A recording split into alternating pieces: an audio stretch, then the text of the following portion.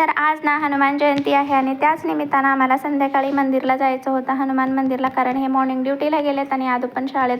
So मी एकटी काय करणार म्हणून इव्हनिंगचा प्लॅन केला. त्याआधी ना मॉर्निंग हे सगळं जास्वंदीचे फुलं, दासळ्याचे फुलं आणि काही जास्वंदीचे वाळलेले फुलं, पाने मी जमा केले होते. कशासाठी येणाऱ्या व्हिडिओमध्ये शेअर करेनच.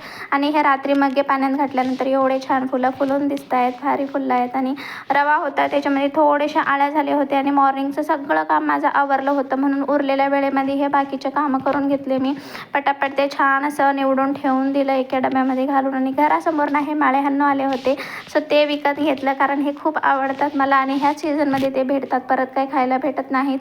असो तर संध्याकाळी छान असं टेम्पलला आलो आहोत. छान सगळीकडे लाईटिंग वगैरे सजावट केली होती हनुमान मंदिराची, खूप भारी वाटत होतं बघायला.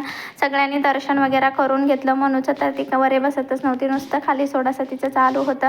सो तिला तिची इच्छा पूर्ण केली आणि नारळ वगैरे फोडून घेतलं आणि तिला असं सोडलं होतं खाली. ती तिच्या डाळा प्रसाद चारत होते पण ती काही खायला तयार नव्हती, कारण तिला नुसतं इकडं तिकडं बागडायचं होतं.